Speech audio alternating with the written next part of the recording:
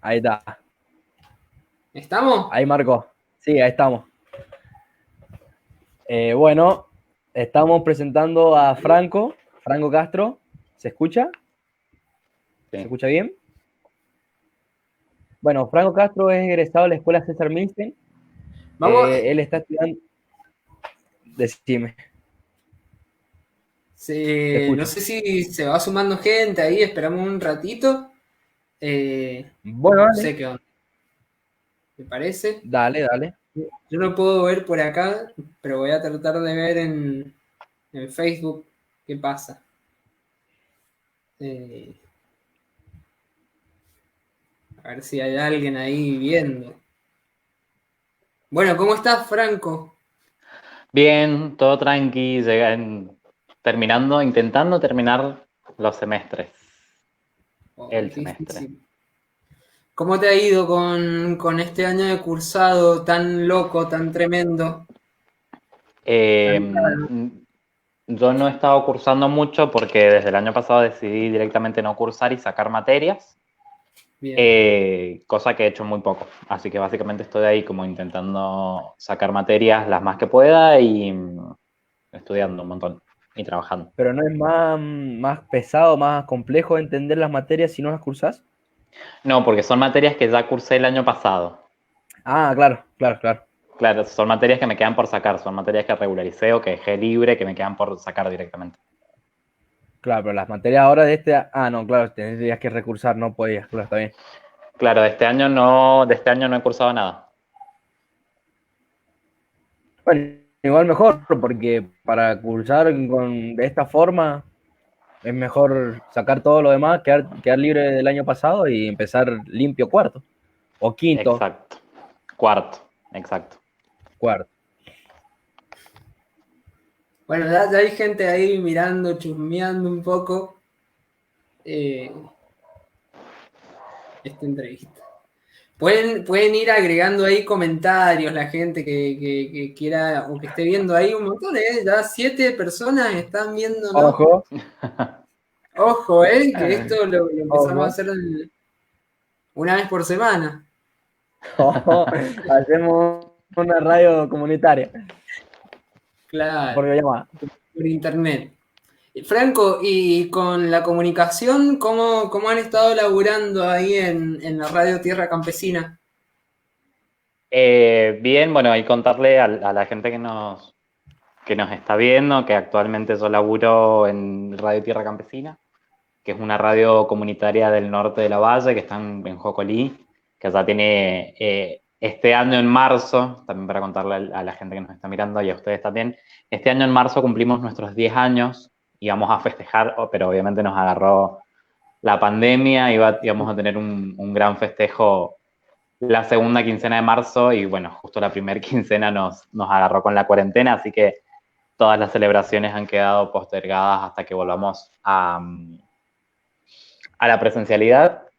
Y nada, en este contexto nos hemos tenido que un poco reinventar en tanto poder continuar con nuestro trabajo en la comunicación. Ustedes saben que a principios de la cuarentena los medios de comunicación y quienes trabajamos en la comunicación fuimos declarados servicios esenciales por el Sí. gobierno nacional, entonces seguimos trabajando a pesar de estar en el aislamiento social preventivo y obligatorio en la primera etapa y después en la etapa de distanciamiento social preventivo y obligatorio, los medios de comunicación, los comunicadores, las comunicadoras y los periodistas hemos seguido trabajando, así que básicamente nos llevó a reorganizarnos, no modificamos mucho nuestras tareas en tanto comunicación, pero sí nuestras tareas en tanto organización, básicamente eso.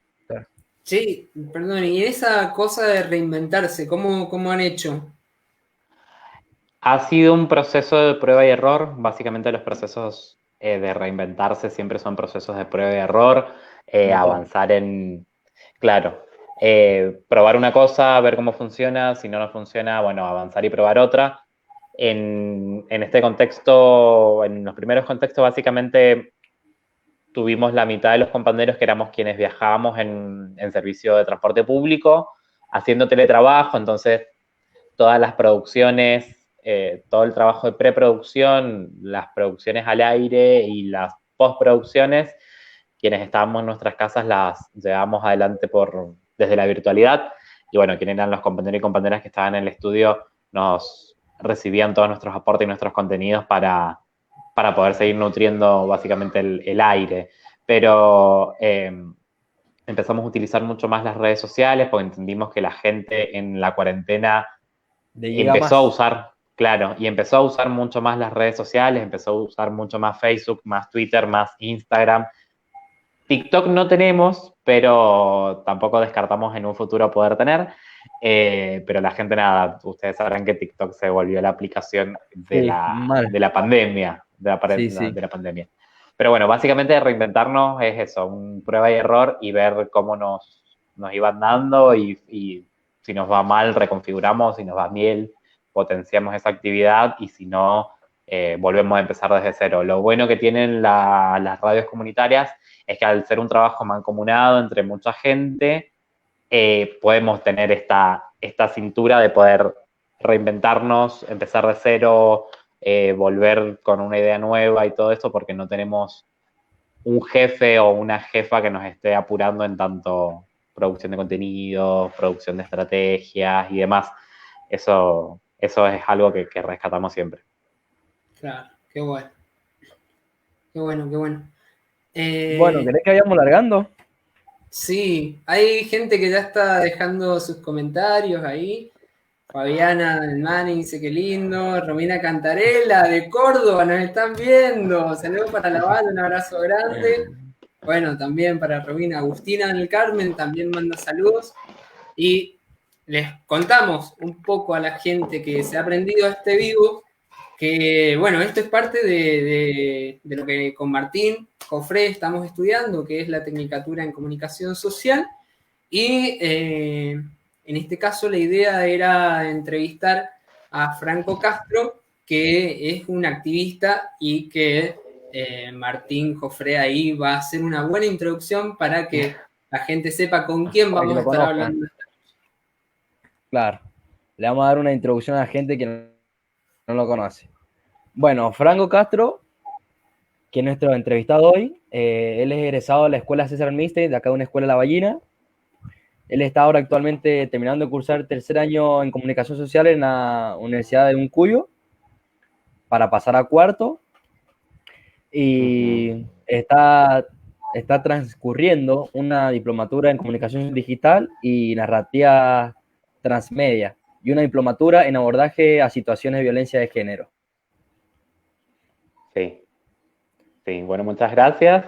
Ya al contarles, ahí justo ya terminé la diplo de Comunicación Digital y Narrativas Transmedia, la terminé hace un mes, faltan un par de días para que se cumpla el mes, me diplomé el 5 de octubre, ahí con todas unas compañeras y un equipo que de paso también recomiendo y largo el chivo para la gente que esté interesada en la comunicación digital y en las narrativas transmedia.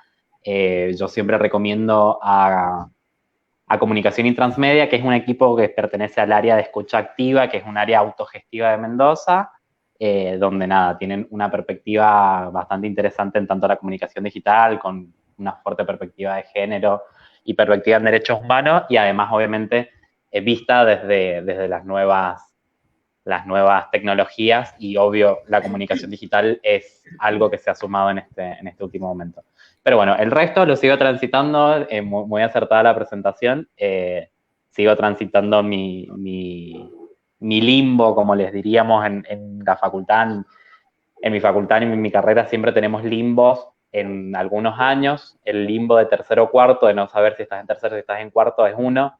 Yo me encuentro justo en ese limbo, pero nada, sacando materias e intentando llegar al año que viene, llegar a empezar a cursar cuarto con ya tercero limpio. Y nada, la diplomatura en abordaje a situaciones de violencia de género con perspectiva de género también ha sido parte del activismo que mencionaba Wilson en un principio, que nada, además de ser comunicador popular y querer licenciarme en comunicación social, también soy activista por los derechos de las disidencias, por la igualdad de género y por y en contra de todo tipo de violencias.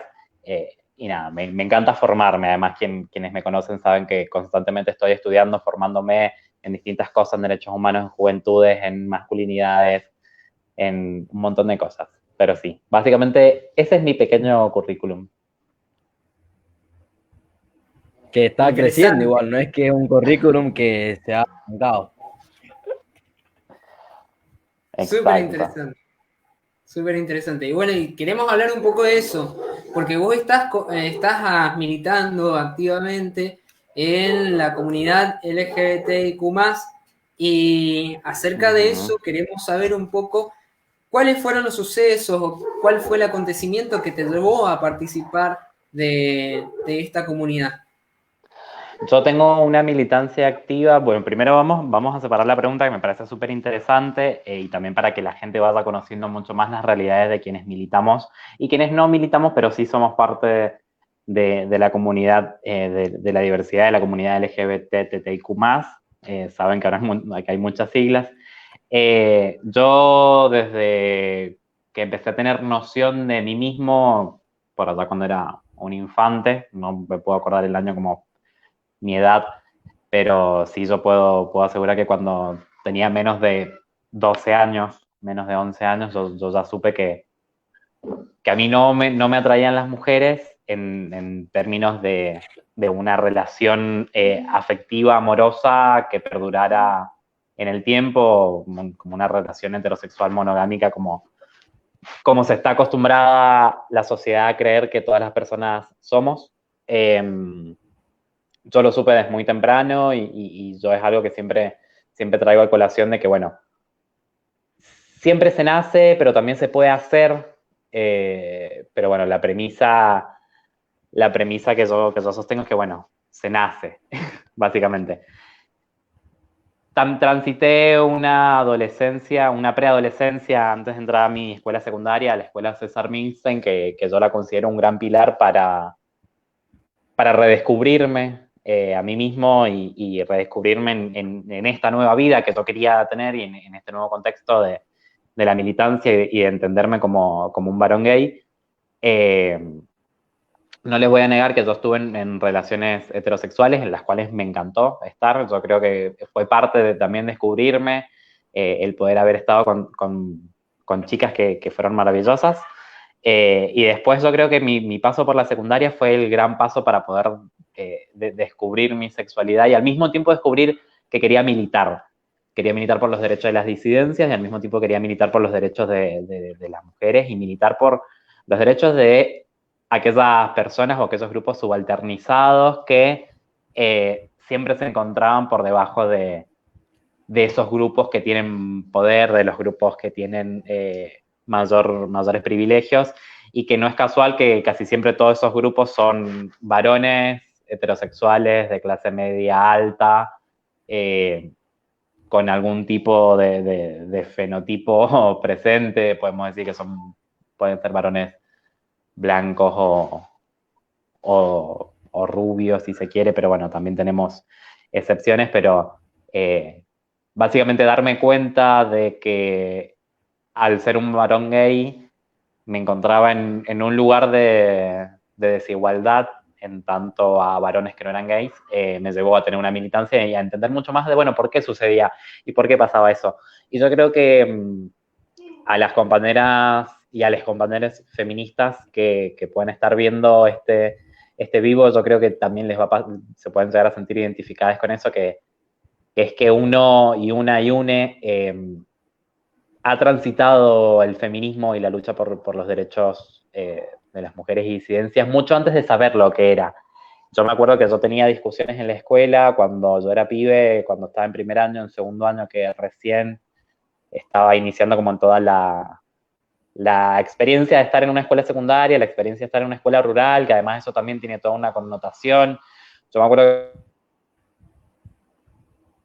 que había un solo chico gay en cuarto, quinto año, y él sufrió un montón de bullying y tenía un montón de acoso por parte de otros compañeros, Y yo obviamente eso lo sentía como una injusticia enorme,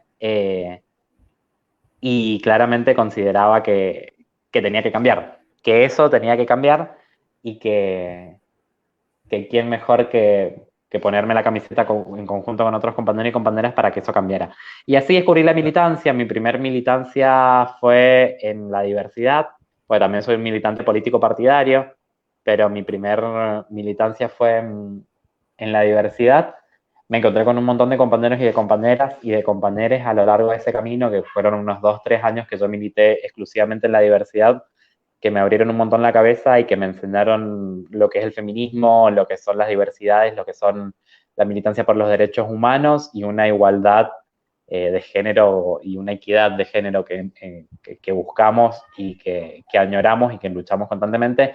Y bueno, en ese devenir de la militancia en la disidencia, me llevó después a militar político partidariamente, pero me encontré con 12, 13 años ya militando firmemente y después intentando y participando activamente en los centros de estudiantes. Y yo doy fe que ahí la Fabi, que también nos está viendo, puede dar testimonio de eso, porque nos hemos encontrado hace un montón de años en un montón de esas instancias, y son súper enriquecedoras, básicamente.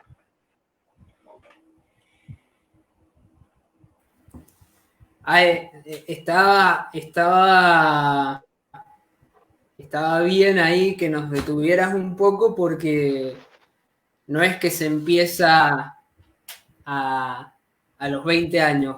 A ver, ahí se nos cortó la comunicación. Vamos a ver si recuperamos la transmisión con Franco.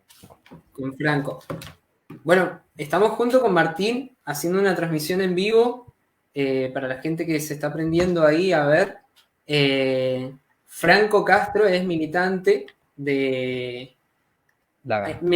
mejor dicho, activista ahí de la comunidad LGBTIQ+, y nos estaba contando, ahí volvió, nos estaba contando que bueno, no se empieza a militar desde los 25, se empieza desde mucho antes. Y nosotros teníamos una pregunta en la que nos estábamos adelantando bastante, y él dijo, bueno, esperen un poco porque no se empieza acá.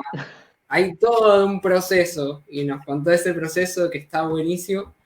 Y nada, es súper enriquecedor para la charla que estamos teniendo. Es una mejor introducción que nuestra propia pregunta. Sí, más vale. ¿Qué más se le puede pedir a Franco? Martín, ¿usted tiene algo para preguntar? Voy a preguntar ahora, me toca a mí. Franco, ¿cuáles son las ideas, los pensamientos e ideologías que quieren hacer llegar a la comunidad lavallina con esto que es el colectivo LGQTB y más? Básicamente, y yo creo que quienes hemos participado en las instancias de debate, de discusión que nos ha garantizado el gobierno y el Estado y las políticas públicas en pos de poder escuchar la voz de las juventudes, ahí como veo el comentario de la Fabi que menciona los foros juveniles y tan importante que fueron para la vida y la militancia de algunos y de algunas. No es casual de que La Valle hace mucho tiempo era considerada un espacio y un departamento bastante conservador, bastante retrógrado.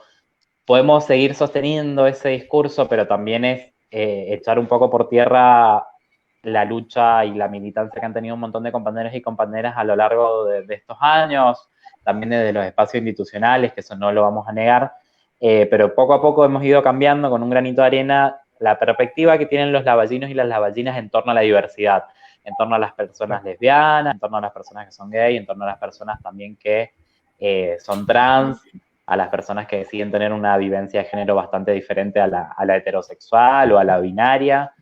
Y yo creo que de a poco las nuevas juventudes y esa introducción de las pibas, si así se quiere, al feminismo, a estos feminismos de la cuarta ola, ha traído un montón de discusiones nuevas y de una nueva perspectiva.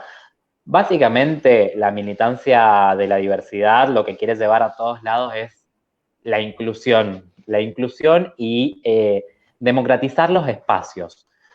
¿Qué significa esto de democratizar los espacios? De tener una participación como miembros y como miembros de la diversidad en espacios de toma de decisiones, en espacios de discusión. Si se quiere, podemos pensar en el Consejo Deliberante, ahí, como dice la Fabi, también en los foros juveniles, en espacios de asambleas, y ser escuchados, escuchadas y escuchades de igual manera, porque hay algo que siempre traemos las personas que militamos la diversidad, que es que en esto de la inclusión, que la inclusión no sea una falsa exclusión, y que pueda haber una participación real de las disidencias en tanto poder discutir políticas públicas, porque es algo que siempre sucede en la introducción de personas de la diversidad en los distintos lugares de gobiernos, que siempre somos relegados a espacios de diversidad.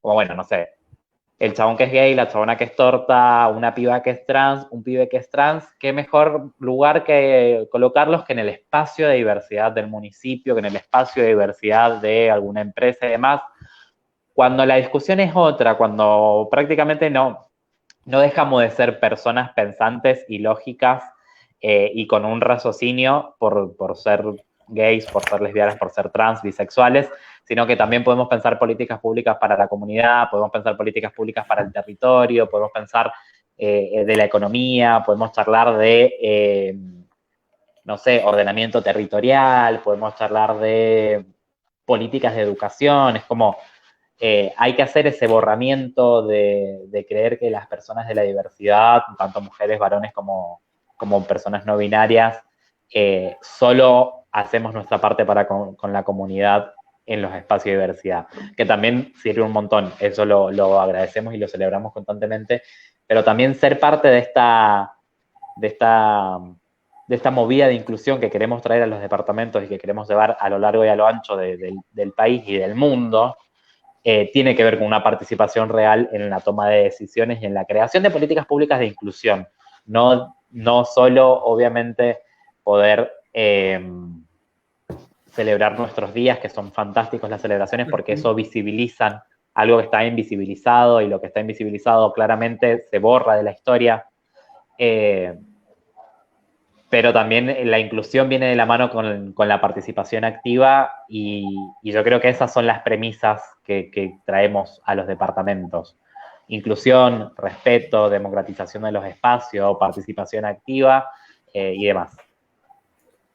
Sí, Franco, perdón, me voy a salir un poco ahí de la rutina que ya tenemos pensada para la entrevista ahora, pero han habido varias señales de este movimiento en el departamento, sobre todo, ¿no? En la colocación de la bandera de la diversidad en el mástil ahí en la plaza departamental, en la pintada que se hizo este año, creo, en la peatonal, en la senda peatonal, en uno de las calles principales del departamento. También otras pintadas que se hicieron en unos bancos que hay en la terminal de ómnibus de acá.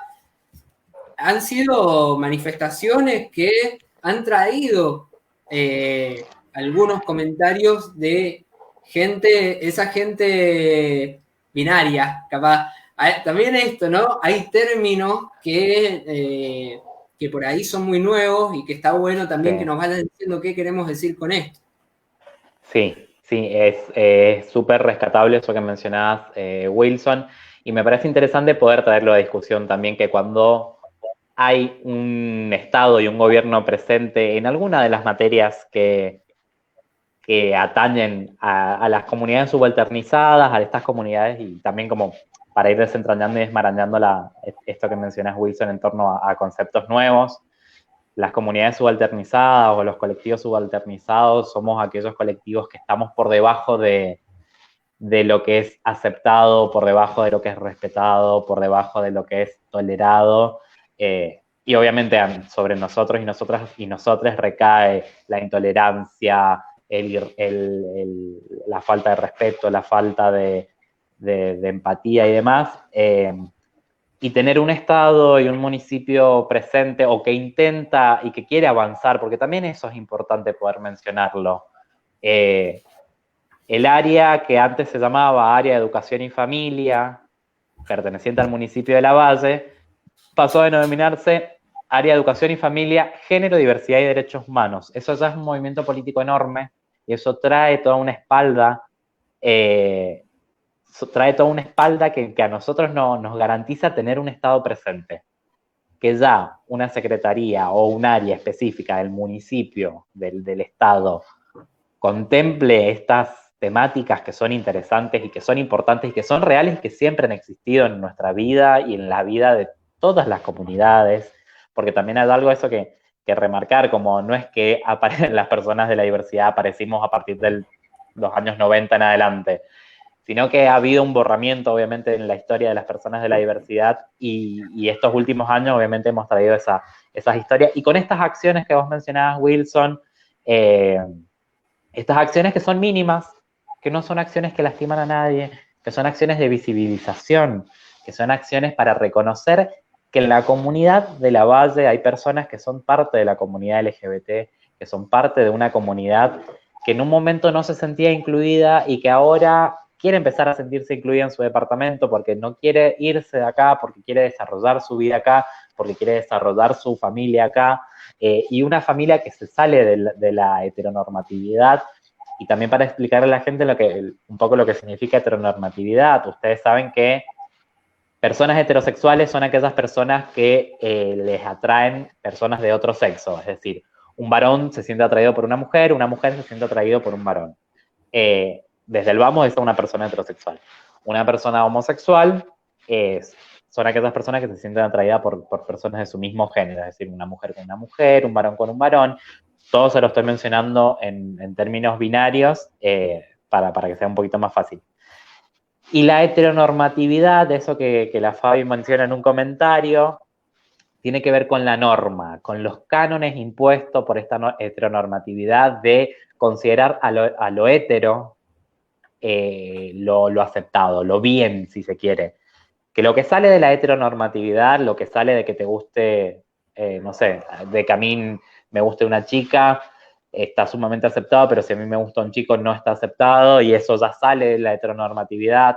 Que yo no quiera tener una pareja mujer y tener hijos o hijas o hijes con eso, también sale la heteronormatividad. No visibilizar a las disidencias es parte de la heteronormatividad. Y todas estas acciones que se llevan adelante y que se están empezando a llevar adelante porque son y que está bueno rescatarlo, es una pequeña porción de lo que va a empezar. Porque está también bueno poder tener en agenda eso. Nosotros ya existimos y resistimos a los embates o a los ataques de esta comunidad heterosexual, que no son, y que también para remarcarlo, porque es muy seguro que las familias o los padres o las madres se van a sentir como, pero yo no hago nada para que mi hijo, para que mi hija se sienta mal y demás, sino que hay que tener en claro que esto es un sistema social, histórico, y que está tan naturalizado que no nos damos cuenta que criamos a nuestros hijos y a nuestras hijas para que sean heterosexuales, básicamente. Pero estas acciones son acciones que están marcando un camino futuro que tenemos que seguir. Bien, sí. Hablábamos con amigas hace rato de cómo cómo ha sido desde hace mucho tiempo tabú el sexo para todos, ¿eh? Uh-huh. Y en eso lo que vos decís, ¿no? Que así como es tabú el sexo, es tabú la diversidad. Y estamos tratando de salir un poco de eso. Perdón, Franco, te hago otra pregunta.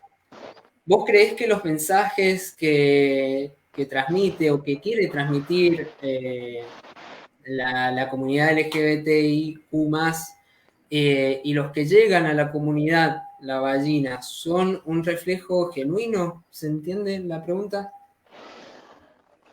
Sí se entiende, pero yo creo que también lo que hay que traer a colación, y que también esto es interesante, que dentro de la diversidad, de la militancia de la diversidad, existen diversidades, diversidades de pensamiento, diversidades de lógicas, diversidades de poder afrontar la militancia o los pensamientos de otra manera. Y yo creo que pensarlo en términos de genuino y de no genuino, entramos como en un debate bastante serio, porque tal vez lo que para mí puede ser bastante genuino, para compañeras o compañeros u otros compañeros no lo sea.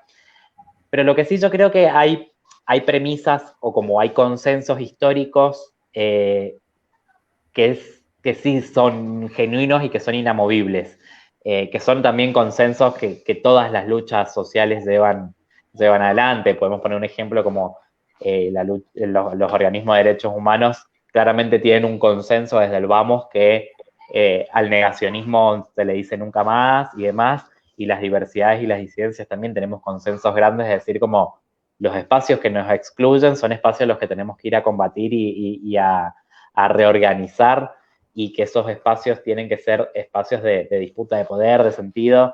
Y yo creo que acá en la Valle ha pasado eso, y yo creo que está empezando a pasar esto de... y ojo que no es que solo pasa en la Valle, pasa en toda Mendoza, pasa en toda Argentina, pasa en todo el mundo, porque es algo que sucede constantemente, el tema de la exclusión, el tema de la discriminación, el tema de las violencias y demás.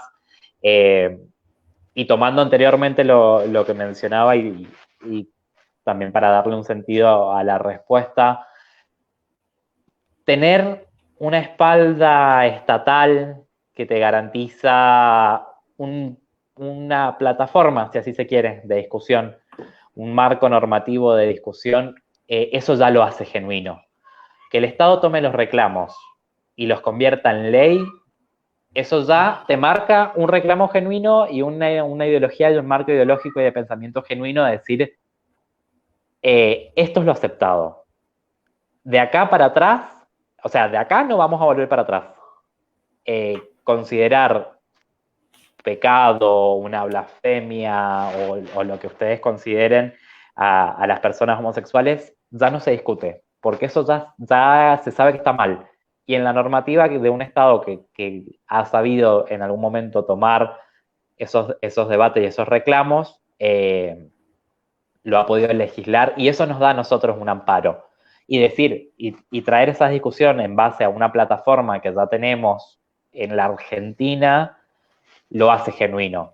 Poder discutir en las escuelas diversidad, derechos humanos, violencia, en base a la Ley de Educación Sexual Integral, ya lo hace genuino. Discutir en los registros civiles, en los puestos, cuando ingresamos a los puestos de laburo, que si yo no me identifico, si yo nací siendo Juan y en mi crecimiento de vida yo quiero ser llamada Agustina, me tenés que llamar Agustina, porque eso ya no se discute, porque también está amparado por la ley, y eso lo hace genuino. Entonces, un poco también para ir cerrando esta respuesta, básicamente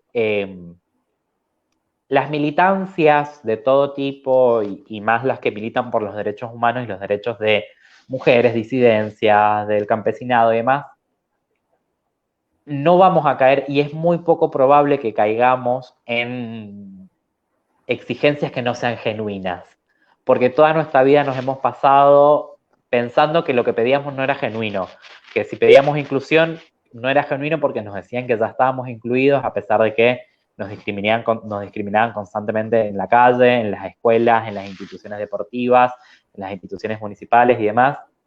Lo mismo con las mujeres, lo mismo con las personas de recursos más bajos, las personas del campesinado.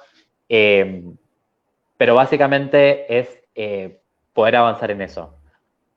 Con legislaciones y con reclamos que son justos, todo se vuelve genuino.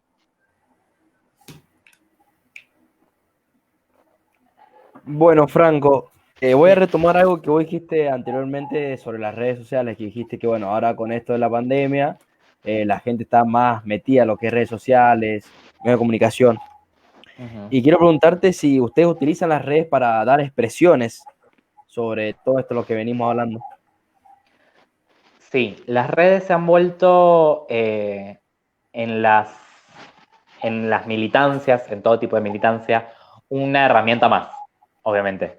Una herramienta más, ya las herramientas anteriores, como la militancia en las calles, los panfletos, las marchas y demás, se le suma la militancia en las redes, que se le puede llamar ciberactivismo, si se quiere, para ponerle como un concepto, o cibermilitancia, como querramos llamarle, es una herramienta más. Y que además esa herramienta nos permite traer un montón de experiencias y de relatos que tal vez no podrían haber sido difundidos si no eran por las redes sociales.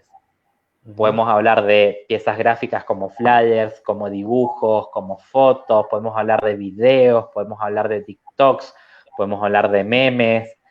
Las redes sociales nos han abierto un abanico enorme de herramientas de militancia y de concientización para las comunidades, súper importante. Sí. Y que además es, obviamente, obviando que la gran parte, centrándome en el territorio de la Valle, gran parte de la comunidad de la Valle no tiene acceso a internet, o si lo tiene es un internet bastante escaso, entendiendo que las señales no son las mismas que en el microcentro de la Valle, a que en Jocolí, a que en Lagunas del Rosario o en Asunción. Partiendo de la premisa de que no accedemos de misma manera a los recursos tecnológicos, cuando accedemos podemos encontrarnos con esta militancia, porque además lo que nos garantiza las redes sociales es que no va a desaparecer.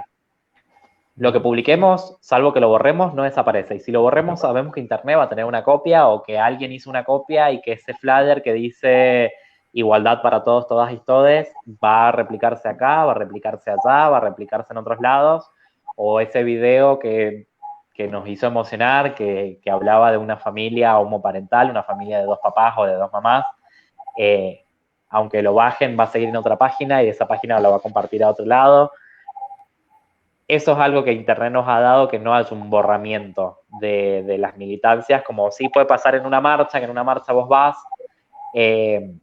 marchás, reclamás, exigís y demás, y la marcha pasa y te quedaste con esa sensación de decir como, bueno, aporté en algo. Pero lo que queda después son las fotos, son los videos, son los carteles, y que eso se difunde y queda para siempre. Entonces las redes sociales se han vuelto una trinchera básicamente de lucha para las militancias, porque es algo con lo que contamos y es algo en donde se puede expandir mucho más nuestro reclamo y nuestras militancias, y puede llegar a más gente. Y más gente puede interactuar, y más gente te puede escribir, y más gente te puede contar qué le pasa, contar su experiencia.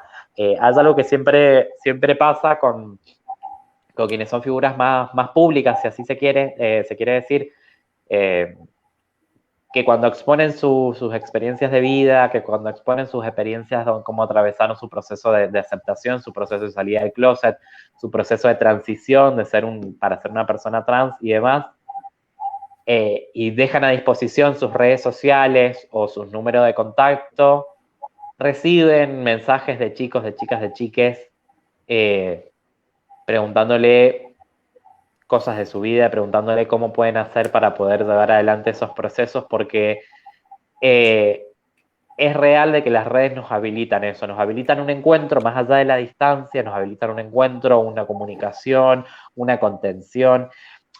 También las redes habilitan el espacio para los discursos de odio, eso no lo vamos a decir. Todo el mundo que tiene acceso a las redes puede decir muchas cosas, si no está controlado por quienes controlan las redes sociales, o hasta por la sociedad misma. Estrategia importantísima y mucho más en este contexto. Claro. Bueno, entonces vamos a abarcar esto que hoy dijiste de trinchera, ¿no es cierto?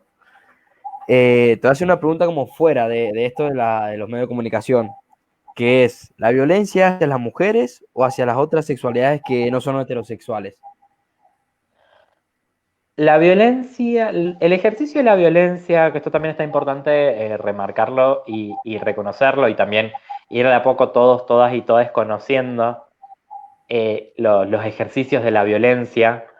Desde el vamos partimos que el ejercicio de la violencia ha existido y existe siempre, que puede ir hacia varones, hacia mujeres, hacia disidencia, hacia niños, hacia ancianos, hacia ancianas, y vamos desde ahí con el ejercicio de la violencia. Después lo que podemos categorizar dentro de ese ejercicio de la violencia son las connotaciones que tiene y los contextos. No es lo mismo una violencia de género hacia una mujer o hacia una persona feminizada que una violencia por odio de clase o una violencia por odio de etnia, por odio de raza o una violencia por odio de sexualidad, de orientación sexual. Eso también hay que ir categorizándolo porque al mismo tiempo, como yo tomando lo que decía anteriormente de las normativas legales, existen normas o que por lo menos amparan la descripción de estas violencias. Y lo que sí podemos decir es que, y lo que sí yo puedo decir y que me hago cargo en eso, es de que los grupos subalternizados, esto que yo les mencionaba anteriormente, aquellos que no podemos acceder al poder de la misma manera que varones heterosexuales blancos de clase media, y en muchos casos también mujeres de clase alta, de clase media, pero también hay otra connotación que tiene que ver con pensar de una manera más amplia el ejercicio del poder y el ejercicio de la violencia, porque yo no voy a decir que esas mujeres no han sido violentadas a lo largo de su vida, pero sí puedo decir que por su condición de clase, por pertenecer a una clase más alta o por pertenecer a una casta de gente que tiene otro tipo de oportunidades y de privilegios, puede haber ejercido violencia. Pero eso ya es para mirarlo con una perspectiva más interseccionalizada, una perspectiva más transversal a todos estos cánones que yo les mencioné de la raza, la clase, la etnia y el género y la sexualidad. Este año y hace muchos años, la violencia que mayormente se exponía era la violencia de género. Y que esto está bueno explicarlo también porque en la tipificación de la ley para prevenir, sancionar y erradicar todo tipo de violencia hacia las mujeres, que si digo el número me la voy a pifiar, así que prefiero decir el nombre y no el número, tipifica la violencia de género como aquella violencia que es ejercida por parte de un varón hacia una mujer en el contexto en el que la mujer se desarrolla, que puede ser un contexto laboral, el contexto del hogar, el contexto de la escuela, el contexto de una institución educativa, de una institución deportiva, en cualquier ámbito donde la mujer se desarrolle. Partimos por ahí. ¿Las mujeres son sujetas receptoras de violencia? Sí, hace años. Hace un montón de años, históricamente las mujeres han sido receptoras de violencia porque vivimos en una sociedad patriarcal en donde ubica al hombre como el dueño de todo, y de todos, y de todas, y de todes. Entonces, comprendemos, y yo creo que la gente que está del otro lado y ustedes entienden que cuando alguien se siente dueño de algo, siente que tiene el derecho de hacer y deshacer con esa persona o esas comunidades como quiera. Y eso ha sido a lo largo de la historia un ejercicio de violencia y de poder bastante fuerte para con las mujeres y al mismo tiempo para con las disidencias. No de la misma manera y no con la misma hazaña, esto sí lo cabe mencionarlo, sí podemos mencionar obviamente que tal vez sí con la misma violencia y con la misma hazaña hacia las mujeres disidentes, hacia lesbianas y mujeres trans, eso sí se puede mencionar y se puede poner como en un lugar bastante equitativo con respecto a la violencia hacia las mujeres.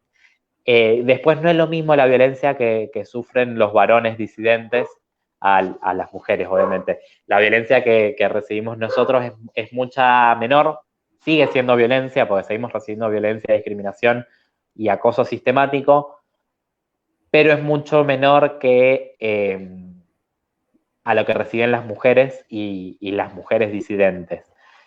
No sé, les pongo un ejemplo que también se ha borrado a la historia.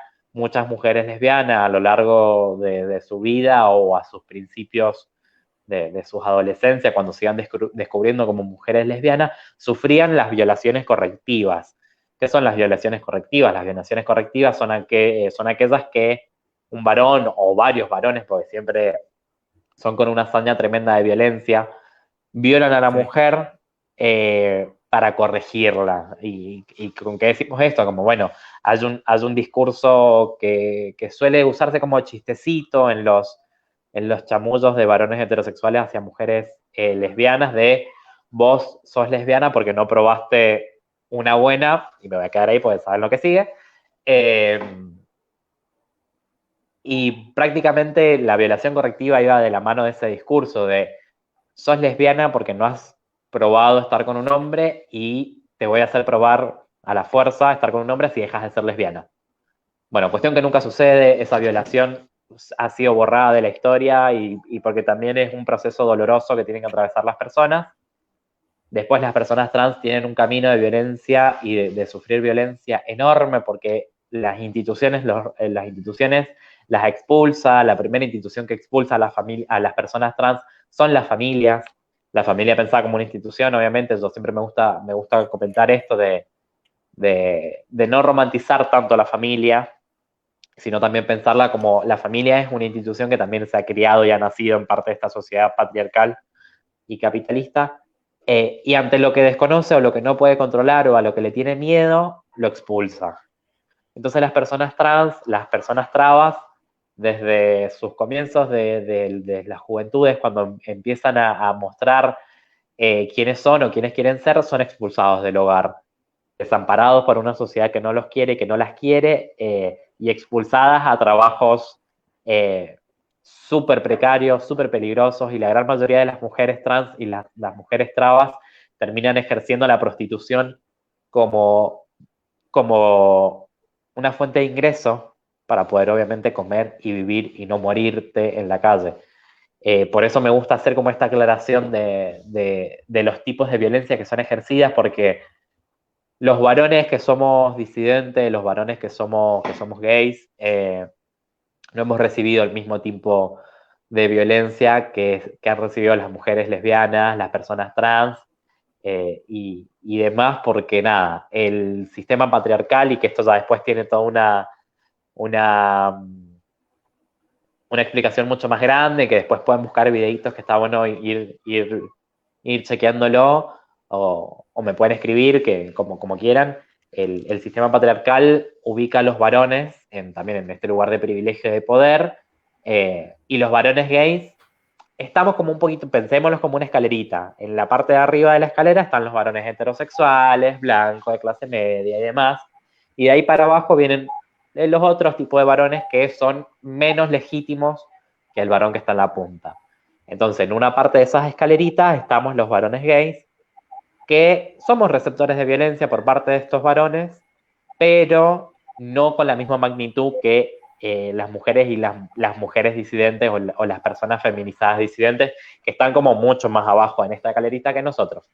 Eso está bueno remarcarlo porque también hay que ver el ejercicio de la violencia y la perspectiva de la violencia con una perspectiva de género. Ver esta perspectiva de género en el ejercicio de la violencia es poder desmenuzar qué es lo que nos sucede en los colectivos, en los feminismos y demás, y saber que no es lo mismo la violencia que recibe una mujer a la violencia que recibe un varón gay, y no es lo mismo la violencia que recibe una mujer a la violencia que recibe una mujer trans.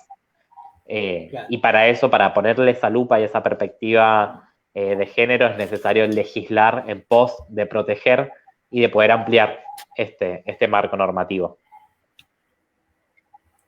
Qué bueno que Franco, lo grafiqué, que no lo teníamos como muy claro.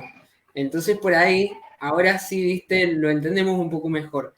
A esto de la violencia que te preguntaba Martín, porque cuando armábamos las preguntas, le comentaba a Martín que qué locura con la hazaña que atacaron a Zulma Lobato. No sé si vos la ubicás, una mujer trans, grande ya, de una edad de adulta, que ha sido atacada muchas veces y siempre con violencia.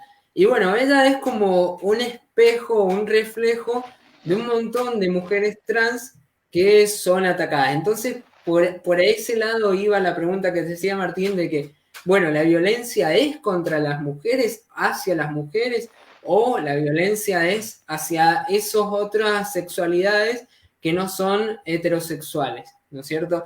Hablamos de eso y se nos viene a la cabeza quizás los informes que se hacen respecto a la violencia de género y que aparecen en el país reflejados, ¿no es cierto?, los travesticidios y los asesinatos de odio a gente que no no cumple con la heteronormatividad.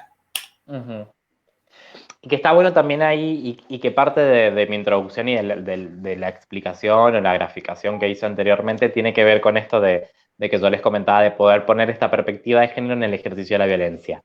Sí, la violencia es ejercida hacia esas personas no heterosexuales, pero también es ejercida hacia las personas heterosexuales si pensamos en las mujeres que son hetero. Entonces, por eso tenemos un amplio espectro de receptores y receptoras de violencia.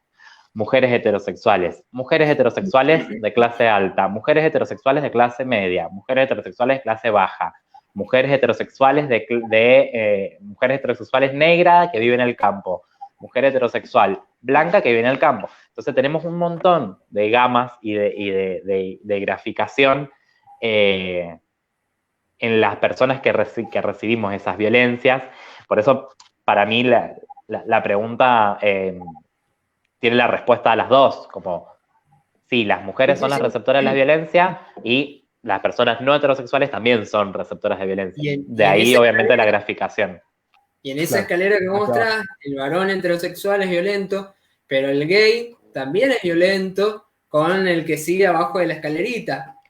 Exacto. Hay algo... Toda la gente, todo el mundo en la misma bolsa, pero también, bueno, hay que decir las salvedades. Está bueno esto porque además también está bueno que quienes quieran puedan buscar después esto. Hay un montón de videos en YouTube que te marcan la escalera de la violencia, donde te marca específicamente esto, como el varón que es blanco, heterosexual, propietario, ejerce violencia hacia la mujer, en esto de la escalerita, y te lo muestra muy gráficamente. Después en esta escalerita, la mujer ejerce algún tipo de violencia a aquella persona que es inferior a ella, en este caso un niño o una niña. Después ese niño o esa niña ejerce violencia a algún ser inferior a esa persona, como puede ser algún animal, alguna mascota. Hay un montón de videitos que lo explican, que está bueno, que pueden buscarlo como escalera de violencia, que no vamos a generalizar, porque esto está bueno que decís vos, Wilson, no vamos a generalizar, pero suele suceder. El hecho de que seas un varón disidente no te quita que puedas llegar a tener actitudes y conductas patriarcales, o conductas machistas, o conductas misóginas, o conductas homofóbicas. Hay que tener en claro esto. Lo mismo una mujer. Si sos una mujer, no te quita que puedas tener conductas machistas también, o conductas misóginas, o conductas que no vayan en sintonía con la lucha feminista. Que seas una mujer lesbiana, también te pasa lo mismo. Que seas una persona trans, no te quita de ser una persona transfóbica o homofóbica, o también que ejerce violencia. Esto está bueno poder graficarlo. Son las menos estas personas, pero sucede que dentro de las diversidades hay un montón de gente que es homofóbica, que es lesbofóbica, que es transfóbica, que no acompaña las luchas, que no acompaña las marchas, que no acompañan los reclamos justos, pero pasan todas las luchas, pasan todos los reclamos. Esto hay que poder aclararlo, que pasa tanto en la lucha por los derechos humanos, en la lucha de los feminismos por la igualdad de género, en la lucha de las diversidades, en las luchas campesinas y demás, sucede siempre. Pero lo bueno que tenemos los activistas y las activistas y les activistas es que cuando luchamos por todos, por todas y por todes. Que esto es una gran diferencia en torno a lo que yo les mencionaba anteriormente, que siempre va a haber como personas que estén en contra de estas manifestaciones, pero tanto las feministas, les feministas o las personas de diversidad, cuando exigimos igualdad y una equidad en la sociedad, lo exigimos para todo el mundo, no para quienes nos acompañaron. Porque además es imposible pensar en decir como, bueno, voy a contar con los dedos si Pepe Hongo me acompañó en la lucha, si Pepa Honga me dijo muy piola, como todo eso, y solamente voy a luchar por ellos. Sino que la transformación tiene que ser una transformación real, algunas últimas cositas, ya estamos terminando. Perdón, estamos terminando ya con la entrevista.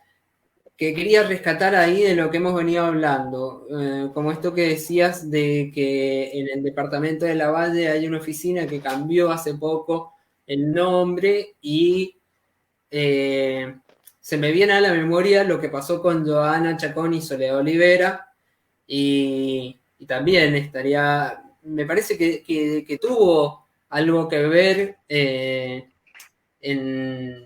en estas manifestaciones que se llevaron adelante, ¿no? Durante todo este tiempo, para que algunas cuestiones que tienen que ver con los derechos humanos cambiaran en el departamento. Por un lado eso, ¿no es cierto? De que muchas veces las cuestiones que tienen que ver con lo que el Estado puede garantizar vienen de la mano de las luchas sociales. Por ejemplo, hoy en día nos pasa de que aún seguimos esperando que se debata la ley de aborto legal, seguro y gratuito, que tiene mucho que ver la ESI y la enseñanza, ¿no? de las diversidades sexuales en las escuelas. Y por otro lado, ahí no sé si lo recuperamos a Franco, ahí se va a volver a conectar No, seguramente. salió, seguro, sí. Salió, pero yo creo que ya se conecta de nuevo para terminar acá con la entrevista que le estamos Claro, porque queda haciendo. muy poco. Ahí está tratando Es un segundo la vida. de unirse. Llegué a escuchar la mitad hasta que dijiste aborto legal y ahí mi aplicación dijo, lo voy a mutear a Wilson. Sí, ¿qué No sé, pasó? sucede. Sí, no sé, mi aplicación te muteó. Está la aplicación también esperando que eso suceda. Yo vi que movías la boca, pero no te escuchaba. No, y por último, también hay un poco la pregunta que hacíamos sobre qué es lo que llega a la sociedad lavallina en esto de que los medios de comunicación, muchas veces el colectivo quiere decir una cosa y los medios de comunicación toman esto, aquello, y a la sociedad le ponen eso. Entonces, a ver, ¿es genuino lo que le llega? ¿Le llega lo que ustedes querían, el mensaje que ustedes querían darle a la sociedad? ¿Les llega? ¿Acá hay alguna deficiencia en el rol que cumplen los medios de comunicación o no? Es real que los medios de comunicación tienen una perspectiva bastante sesgada en tanto a estos temas, que lo podemos ver con el último gran caso penoso que puede haber sido el travesticidio de Melody Barrera. Ustedes recordarán que en agosto Melody Barrera estaba trabajando en la calle como una trabajadora sexual y fue asesinada por un policía de 6 disparos, y los medios a las horas titularon la muerte de el travesti. Y eso es muy violento y tiene una connotación bastante violenta porque, como yo les mencionaba en las preguntas anteriores, en las respuestas anteriores, la legislación eso ya no lo permite.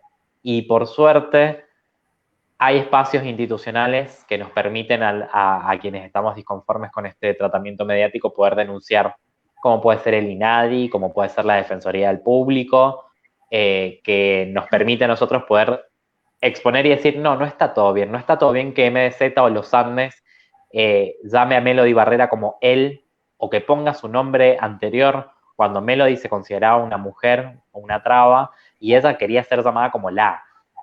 Al mismo tiempo que con otras, obviamente, otros casos y otras instancias, y que ahí rescato un comentario que ponía la Fabi anteriormente, que decía como es el desafío más grande para los periodistas y para las periodistas es poder comunicar con perspectiva de género. Es el desafío más grande también para las instituciones que educan a futuros periodistas y a futuras periodistas y comunicadores y comunicadoras, enseñar a comunicar con perspectiva de género, con perspectiva de derechos humanos, con perspectiva de clase, entender que lo que sucede en la sociedad es producto de un montón de condiciones de desigualdad. Que lo que sucedió con Melody, que estaba trabajando en medio de la cuarentena cuando no se podía, cuando además ella podría haber estado trabajando en otra cosa, no, como trabajadora sexual, podría haber sido la historia otra de Melody. Tal vez Melody podría haber estado viva ahora en este momento. Claro. Lo mismo que con las personas lesbianas o las personas gays y demás, que que llevan acciones adelante que son acciones cotidianas de su vida, que son tomadas por los medios de otra manera, o que son tomadas como un espectáculo, cuando tal vez no tiene que ser tomado de esa manera. Pero casi siempre las personas que están en la tapa, o que no están en la tapa, pero que sí están en boca de los medios, son las personas trans y siempre son sistemáticamente vulneradas. Por suerte, como mencioné anteriormente, tenemos espacios de denuncias y que además también, y con la pregunta que me hacía Martín anteriormente de las redes sociales, podemos tener esta discusión en redes sociales. No sé, la última vez, ese sábado que en distintos medios lavallinos subieron esta nota sobre el travesticidio de Melody Barrera, nombrándola como su nombre anterior, su nombre de varón, o diciendo el travesti, la militancia o quienes estamos en el activismo de la diversidad pudimos llevar la discusión en las redes sociales y hacerlo masivo, y además de denunciar, obviamente, para que esos medios se retractaran, para que esos medios pudieran claramente entender que no se comunica de esa manera, que no se avanza en una cobertura mediática de esa manera, y que si hay toda una estructura normativa y una estructura social que te está diciendo que eso no se puede hacer, no lo tenés que hacer porque es ilegal. Porque es ilegal y porque estás atentando contra los derechos de otras personas. Que si sucede en el caso contrario, que si los medios cubren de manera maliciosa noticias de los grandes poderosos, estoy muy seguro que van a tener grandes repercusiones y grandes represalias. Pero cuando lo hacen con las comunidades y con los colectivos subalternos, casi nunca las tienen, y cuando las tenemos y logramos una victoria de que puedan reacondicionar su comunicación, les dura muy poco, porque tal vez a las 2 semanas vuelven a lanzar una nota con un gran contenido machista, con un gran contenido clasista, con un gran contenido homofóbico, lesbofóbico, transfóbico.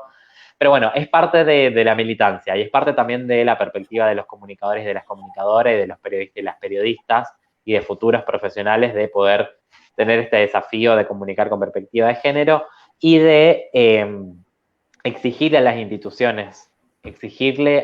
las instituciones educativas que incorporen en las currículas materias que tengan que ver con la coyuntura, que tengan que ver con la perspectiva de género, que tengan que ver con la perspectiva de derechos humanos. Si no hay posibilidades de incorporar en la currícula, que incorporen seminarios, que incorporen cursos, que incorporen oportunidades.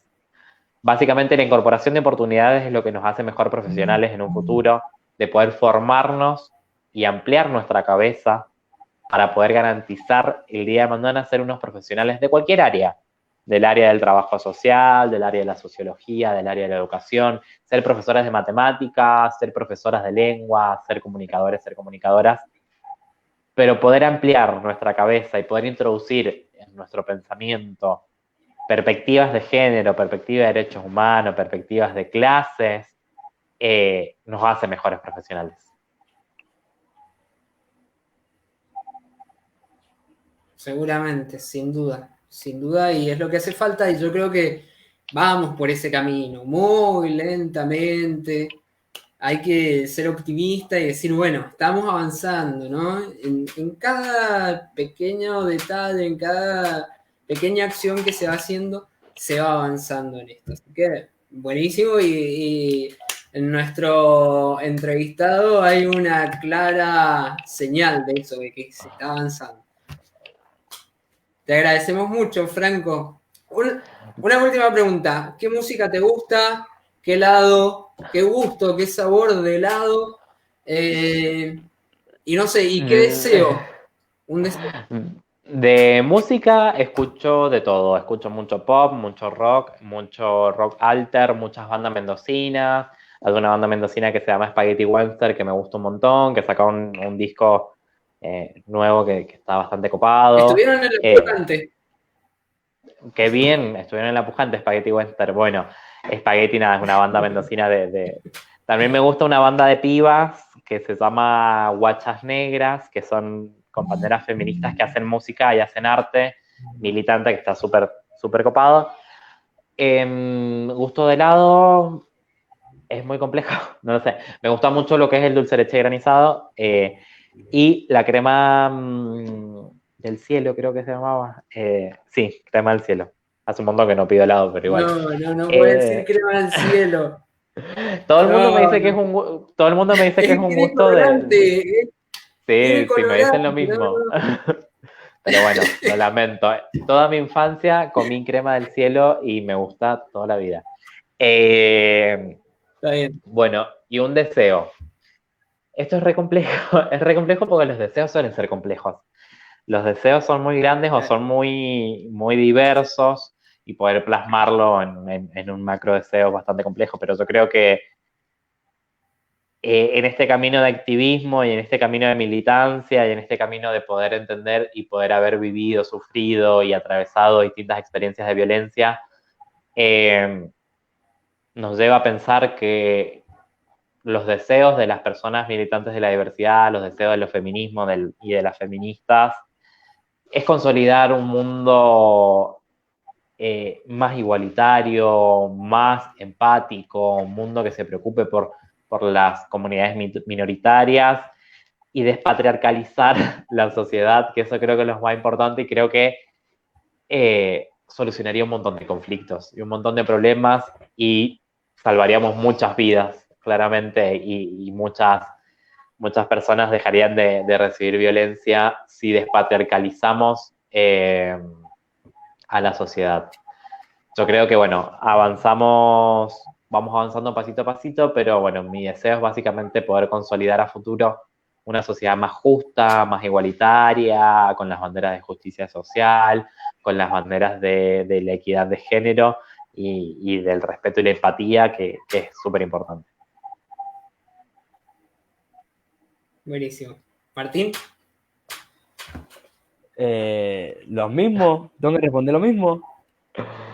No, algo para decirle a Franco ahí para Y que despedirnos. y para despedirnos, bueno, que muchas gracias por toda la información que prácticamente no estaba muy metido en todo esto.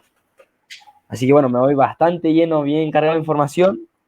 Y que nada, que si nos podías dejar el Face de la comunidad del colectivo, o si tienen algún Instagram, algún Twitter. Ahora o sea, hay un montón de organizaciones en Mendoza, pero ahora estamos nucleados y nucleadas en lo que es la organización de la Marcha del Orgullo durante años. Este año cumplimos 10 años de la primera Marcha del Orgullo, así que lo estamos organizando de manera virtual y tal vez con un caravanazo presencial. Yo les largo ese chivo también para tener una agenda y nos pueden buscar en las redes sociales como Marcha del Orgullo Mendoza 2020 o solo Marcha del Orgullo Mendoza y van a ver que todas estas son nuestras redes sociales del grupo, como si así se quiere, de la asamblea de organizaciones de la diversidad, porque nada, como yo les dije, dentro de la diversidad hay más diversidad, así que hay muchas más organizaciones. Pero ese es como el espacio más grande que nos nuclea, que pueden ir buscando qué estamos haciendo actualmente, cómo estamos organizando la próxima marcha del orgullo, que va a ser obviamente en un contexto virtual, y para que puedan obviamente desde el primero, darles largo el chivo de paso, del 1 al 12 de diciembre, sumarse a las actividades virtuales que vamos a estar llevando adelante desde la comisión organizadora de la marcha. Y que nada, que cuenten con nosotros y con nosotras y con nosotros para lo que necesiten. Y que nada, les invitamos a que puedan también seguir abriendo la cabeza e incorporando nuevos conocimientos, pensamientos, saberes, experiencias en base a poder escuchar, porque yo creo que eso es lo más importante, el escuchar y escuchar de una manera activa y empática nos lleva a un mundo más igualitario, ahí como pone Agustina.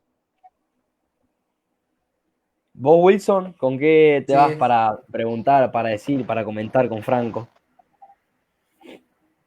yo me voy muy contento por el tiempo que nos ha brindado Franco, por todo lo que hemos aprendido esta noche y también contento por toda la gente que se ha sumado ahí, que ha ido viendo que el contador de rating no bajó de 10 espectadores en toda la noche. Así que bueno, queda muchísimo para hablar con Fran sobre esto.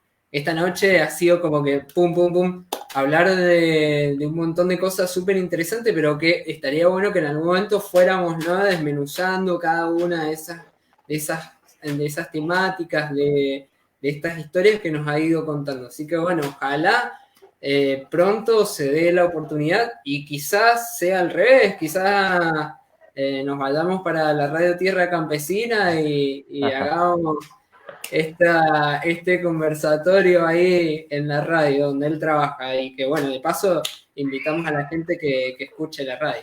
Muchas gracias, Franco.